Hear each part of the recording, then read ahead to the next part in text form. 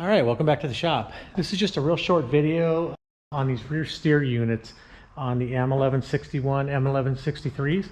So this truck was sent to me from Iowa. I believe it was Iowa. To go through it, fix up all the stuff on it.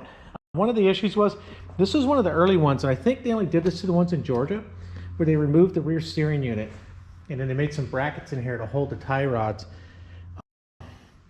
So this came without the rear steering unit. So I acquired a steering unit for the guy, and I'm just getting ready to go to put it in. I took the pans off, and you can see here, here's the pressure line, the return line. You've got the air lines, you've got the electrical lines to control it. And then you've got the brackets here that they made to hold the tie rods.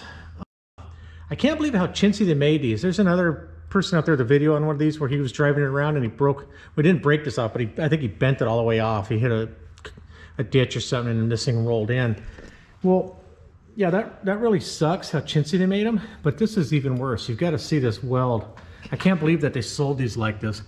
So here's the bracket, right? So it's bolted to the frame, right where the rear steer unit used to go, and it's a piece of angle iron, and then it's got these tabs welded on here that the tie rod's bolted to.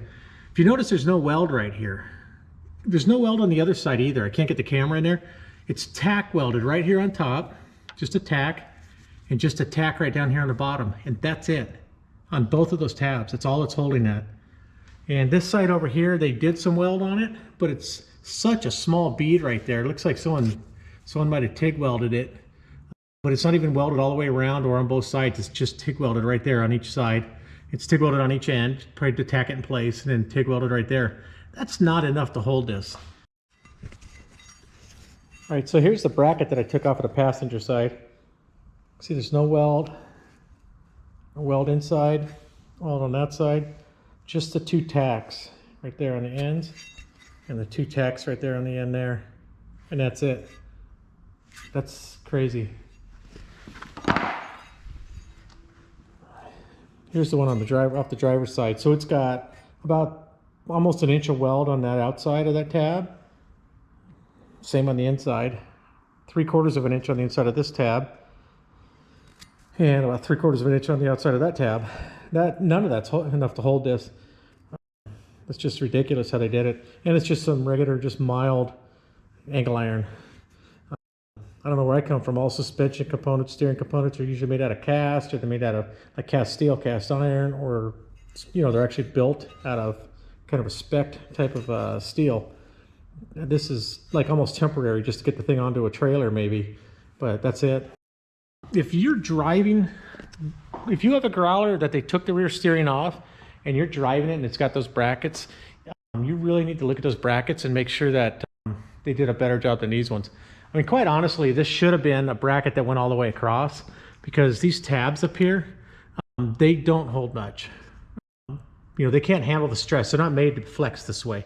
These tabs will bend so easy. And then you've got this is a lever right here. You got this distance here, and so you've got that much extra leverage on here, and it's just going to twist and flex like this, and it's going to break these off or bend them. That's really dangerous.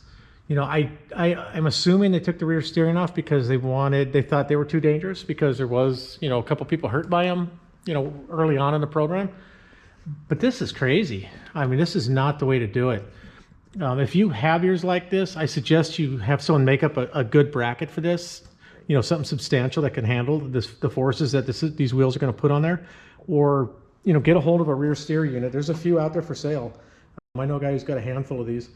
And have that put back in, or put it in yourself, or if you can't do it yourself, have someone put it in. It's real simple. I mean, you've got the two hydraulic lines. These are just caps on here. You've got an air line, you've got an air vent line, you've got electrical, and 2 more electrical plugs. 4 bolts, and your tie rod bolts, and you're back in. It's a real simple job to reinstall this. So anyways, just a real quick video on that. Once I saw this, I really wanted to get a video out just to let you guys know, because that's kind of scary. Thinking that someone might be driving one of these things on the road or on the freeway, and it's set up that bad. So anyways, thanks for watching. Please hit the like button, and if you haven't subscribed already, please do. And have a good day.